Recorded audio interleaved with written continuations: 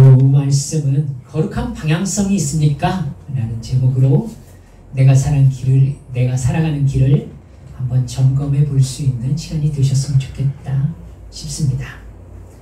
여러분, 매슬로우라는 심리학자를 아실 것입니다. 이 심리학자는 인간 욕구를 5가지로 분류했습니다. 1단계가 생리적 욕구죠. 가장 기본이 되는 욕구입니다. 의식주, 먹을 것, 입을 것, 살 곳을 얻으려는 욕구를 생리적 욕구라고 합니다. 춥고 배고픈 문제가 해결되지 않으면 다른 욕구는 나타나지 않습니다. 두 번째 단계는요, 안전 욕구입니다. 일단 생리적 욕구가 충족되면 안전의 욕구가 나타납니다. 이 욕구는 신체와 정신적인 위험에서 보호받고 안전해지기를 바라는 그런 욕구입니다. 세 번째는요, 소속감과 애정 욕구입니다. 일단 먹고 살 양식과 옷과 집이 있고 자기의 몸과 정신이 안전하다는 생존에 필요한 욕구가 채워지면 내가 소속될 수 있는 집단에 소속되고 싶어 합니다. 그리고 그 집단의 동료들로부터 인정받고 받아들여주고 싶다는 관계 욕구가 나타나는 것입니다. 네 번째 단계로는요, 존경 욕구입니다. 인간은 소속 욕구가 어느 정도 만족되기 시작하면 어느 집단에서 단순한 구성원 이상의 존재가 되기를 원합니다. 자기 스스로 자존과 자유를 성취하려는 욕구인 내적 욕구, 그러니까 내적 존경 욕구라고 할 수 있겠죠. 그런 존경 욕구가 나타나고요. 외적으로부터 타인의 관심을 끌고 인정을 받아서 집단 내에서 어떤 지위를 확보하려는 욕구인 외적 존경 욕구가 생겨납니다. 아마 이때부터는 명예욕이라고 이렇게 말할 수 있겠네요. 마지막 5번째 단계가 자아 실현 욕구입니다. 일단 소속된 집단으로부터 자기의 존재 기반을 확보하고 존재감을 얻어서 존경의 욕구가 어느 정도 충족되면은 그 다음에는 자아 실현 욕구가 강하게 나타납니다.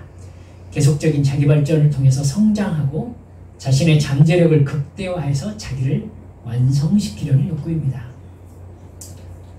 너무나 좋게 포장한 것 같습니다만 저는 간단하게 해서 마지막 자아 실현 욕구가 권력욕이라고 생각하는 편입니다. 그러니까 네 번째 단계는 명예욕이고 그 다음 단계가 아마 권력욕구가 아니겠는가 이렇게 생각하고 있습니다. 이 매슬로우의 인간 욕구 단계는 폭넓게 받아들여지고 있는 이론입니다. 하지만 저는 매슬로우가 인간에게는 자아 실현 욕구 5번째 단계 그 이상이 있다는 것을 아마 생각하지 못했다라고 저는 생각하고 있는 편입니다. 제가 엄청난 이렇게 권위를 가진 사람은 아닙니다만은 자아 실현 욕구는요, 말씀드렸듯이 권력욕과 소유욕이라고 말할 수 있지 않겠습니까? 이 사회에서 자아 실현을 할 수 있으려면은 여러분 돈이 있어야 됩니다. 그리고 지위가 있어야 됩니다. 이거 두 개는 서로 보충 관계죠. 돈이 있으면 지위가 올라가는 거고요. 지위가 올라가면 그게 또 돈을 법니다. 따라서 자아 실현 욕구가 강한 사람일수록 자기의 분야에서 궁극적인 지배자가 되려는 강한 권력욕과 돈에 대한 소유욕을 가지게 되는 겁니다. 여러분, 그러다가요, 저는 반드시 사람이 의미 충족 욕구가 생긴다고 생각하고 있습니다. 의미 충족 욕구. 인간은 어느 순간 자아 실현을 위해서 돈과 권력을 추구하다가 자기가 본질적으로 왜 존재하는지, 인간의 궁극적인 존재의 목적이 무엇인지에 대한 질문에 부딪히게 되어 있다라고 생각합니다. 파스칼은 이렇게 얘기했어요. 파스칼이 믿음이 좋았던 사람입니다. 파스칼 여러분 수학 시간에 배웠죠? 네. 이 파스칼이 모든 인간의 마음속에는 타락으로도 명예로도 철학으로도 채울 수 없는 큰 구멍이 있다. 그 구멍은 오직 그리스도의 사랑으로만 채울 수 있다. 이렇게 말했어요. 여러분, 내 마음속에 있는 어떤 명예나 권력, 돈, 이런 걸로도 채워지지 않는 그 구멍은 그 구멍을 느끼면 공허해지거든요. 공허해지거든요. 그 공허를 살피면서 삶의 의미를 찾다가 예수님을 믿게 되고 하나님을 아버지로 만나는 성령 충만을 받게 되면 정말 복받은 사람이겠죠. 그 사람이 인간의 존재 의미하고 존재 목적을 분명히 알게 되기 때문입니다. 여러분, 그렇게 알게 되면 어떻게 되냐면요, 매슬로우가 이야기한 욕구 체계가 다시 거꾸로 재정립됩니다. 완전히 재정립돼요. 그렇게 가치관, 자기 욕구 체제가 정립된 것을 저는 거듭난 사람이다 라고 얘기를 하고 싶습니다. 거듭난 사람은 가치 체계가 바뀝니다. 이 세상에서의 자아 실현 욕구란 결국 하나님처럼 스스로 존재하는 존재가 되려는 욕망이라는 거 거듭나면 알게 됩니다. 다른 사람을 나를 위해 존재하게 하려는 욕망이라는 거. 여러분, 사랑에서 결혼, 가정생활, 이제 가정생활 해보셨으니 아시죠?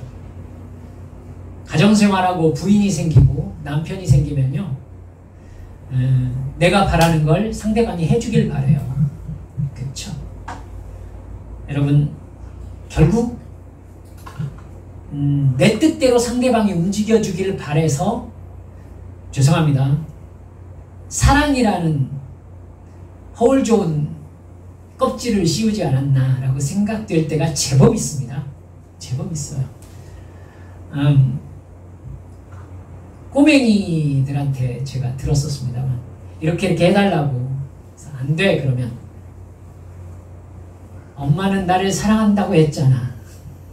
아빠는 나를 사랑한다고 했잖아. 봐요. 벌써 아이들의 본능하네요. 사랑이 사랑 자체로가 아니라 자기의 욕망을 채워주는 수단이 될 수 있다는 걸 발견하는 거예요. 여러분, 이게 인간의 본성적 욕망입니다.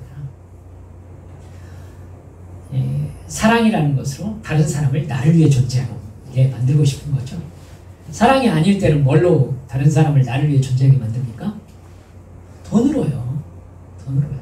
그래서 돈을 줘가지고 그 사람에게 급여를 주면 됩니다.